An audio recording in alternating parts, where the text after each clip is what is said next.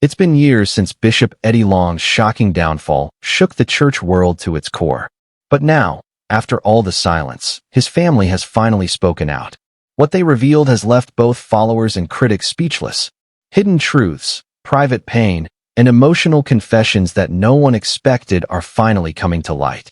And the most surprising part, what they said completely changes everything people thought they knew about Bishop Eddie Long's legacy. For years, Bishop Eddie Long's name has been one of the most polarizing in modern church history. Once celebrated as a powerful voice in the Black church and a spiritual leader to thousands, his life and legacy took a sharp turn after scandals, lawsuits, and controversy tore through his ministry. Following his passing in 2017, many wondered if the truth about his personal life and the pain his family endured would ever be revealed, until now. After years of silence, his family is finally opening up, sharing personal reflections, emotional details, and what really happened behind closed doors during the most difficult years of their lives. This isn't about gossip or blame. This is about truth, healing, and finally addressing the questions that so many people have carried for over a decade. In this video, we'll take you deep into what Bishop Eddie Long's family has revealed, the emotional journey they went through, and how their words are reshaping the way people remember him today. You'll hear about the struggles his wife and children faced, the private moments that never made it to the headlines, and the lasting impact of his legacy on those who loved him most. And trust me, there are moments in their story that will leave you absolutely speechless. From the way they describe his final days to how they dealt with the world turning against them, you won't believe some of the truths they've shared after staying silent for so long. Because this isn't just about the fall of a pastor. It's about redemption, forgiveness, and the human side of a story that changed an entire generation of believers. Stay with me until the end, because what Bishop Eddie Long's family finally revealed will make you see his life, his ministry, and his legacy in a completely different light. Before the controversy, before the accusations, and before the headlines, Bishop Eddie Long was considered one of the most influential voices in the American church. He was the senior pastor of New Birth Missionary Baptist Church in Lithonia, Georgia, a ministry that grew from just a few hundred members to over 25,000 under his leadership. At his peak, Eddie Long was more than just a pastor. He was a symbol of success, power, and modern faith. From the moment he took the pulpit, his charisma was undeniable. He spoke with authority, confidence, and a commanding tone that drew people in. To many, he represented what it meant to be anointed. His sermons blended biblical truth with motivational energy, often emphasizing prosperity, leadership, and purpose.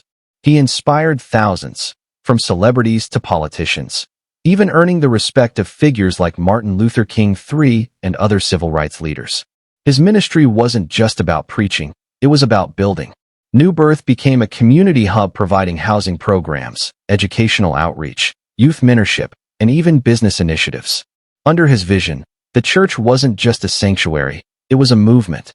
He mentored young men and women, pushing them toward higher education and personal development. But alongside that powerful public image came another side, one that many didn't see. As the ministry grew, so did the attention. And not all of it was positive. Some insiders described the atmosphere at New Birth as intense and highly controlled, with Bishop Long being both revered and feared. His image, sharp suits, luxury cars, and a muscular physique, became part of his brand. He was a pastor who looked like a celebrity and lived like one, too. To his followers, he was a man of God blessed with abundance. To his critics, he was the face of the prosperity gospel taken too far. But regardless of opinions, no one could deny his influence. Bishop Long was at the top of his game, appearing on television, releasing books, and hosting massive conferences that drew crowds from around the country. Then, in 2010, everything changed. Whispers began to circulate. Rumors that were once dismissed as baseless gossip suddenly became national news. Accusations surfaced that would shatter his reputation, divide his church, and forever alter how people saw him. But before we get to that breaking point, it's important to understand how a man so deeply admired could find himself at the center of such a devastating storm. Because the higher the rise, the harder the fall. And Bishop Eddie Long's story is one of the most dramatic rises and falls the modern church has ever seen. And just when it seemed his influence couldn't be touched, the first shocking lawsuit hit the headlines. By 2010, Bishop Eddie Long was a household name in the Christian community. His ministry had global reach. His congregation overflowed every Sunday, and his voice carried weight beyond the pulpit. He was admired by many, envied by some, and respected by nearly everyone in the faith world. But that year, everything came crashing down when 4 young men stepped forward with allegations that sent shock waves through the entire religious landscape. They accused Bishop Long of using his power and spiritual authority to coerce them into inappropriate relationships, claims that instantly made national headlines. The lawsuit alleged that he had manipulated his position as a mentor, showering the young men with expensive gifts, trips, and attention, all while maintaining the image of a devoted man of God. The news hit like a thunderclap. Within hours, the story spread across every major outlet: CNN, the Associated Press, and countless others. For many of his followers, disbelief turned into heartbreak. How could a man who preached so passionately about morality and family values be entangled in such serious accusations? The scandal didn't just target Eddie Long's personal reputation. It threatened to tear apart New Birth Missionary Baptist Church itself. Members were divided. Some stood by their pastor, insisting the allegations were lies meant to destroy his ministry. Others quietly left, unable to reconcile the image of their spiritual leader with the disturbing claims in the media. The church, once known for its electrifying energy and unity, was now under the harsh spotlight of national scrutiny. Protesters stood outside the gates. Reporters camped outside the church. Every sermon he delivered afterward felt heavier, more defensive, as he tried to maintain control of his narrative. In a now famous sermon shortly after the allegations surfaced, Bishop Long stood before his congregation in a gray suit, looked out into a sea of faces filled with confusion and pain, and declared, "This is not a war between flesh and blood. This is a spiritual battle." He never outright admitted guilt, nor did he clearly proclaim innocence. Instead, he painted the situation as an attack, a test of faith from forces trying to destroy his mission. His words ignited mixed reactions. Supporters cheered, calling it proof of his divine calling. Critics saw it as avoidance, a strategic way to sidestep direct accountability. Still, the crowd that Sunday roared with loyalty. Some members even said it was one of the most emotional and powerful moments in the church's history. But behind the scenes, the legal storm intensified. Evidence surfaced: text messages, photos, and travel records, all painting a picture that was difficult to dismiss entirely. And as the court proceedings loomed, pressure mounted on all sides. The church board, the media, and even close friends urged Long to make a decision that would either clear his name or protect his family from further humiliation.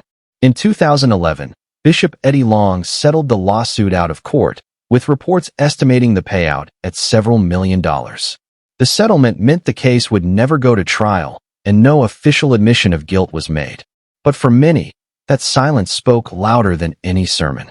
The damage was done. His name became synonymous with scandal, and his once mighty empire began to crumble. Attendance dropped. Donations declined. His influence, once unshakable, started to fade. Still, he refused to step down, preaching every Sunday as if nothing had changed. Though those closest to him noticed, he was never the same. What hurt most wasn't just the fall from grace. It was the betrayal his family and church community felt. His wife, Vanessa Long, filed for divorce at one point, citing deep emotional stress. His children withdrew from the public eye, forced to endure the whispers and headlines that never seemed to stop. Yet through it all, Eddie Long continued to proclaim his faith, telling his congregation that God was not through with him yet. Even as the crowds thinned and his once loyal followers began to scatter, he remained steadfast, refusing to let go of the pulpit that had defined his life. But there was one thing no one saw coming: a new battle that would strike him not in the courtroom, but in his own body. And that's when the story took an even more heartbreaking turn, one that would silence the laughter, the judgment, and the rumors, and replace them with collective shock and sorrow. After years of standing tall against criticism, lawsuits, and public shame, Bishop Eddie Long faced a battle far greater than any courtroom or headline could prepare him for, a battle for his life. By the mid-2000s, church members began to notice that something was different about their pastor. The man who once exuded strength with his sharply tailored suits and commanding presence began to appear visibly thinner, frilier, and uncharacteristically quiet. At first, rumors began to swirl. Some whispered about stress, others suggested depression. But as the months passed, it became impossible to ignore that Eddie Long's physical transformation was drastic. When images of him surfaced online in 2016,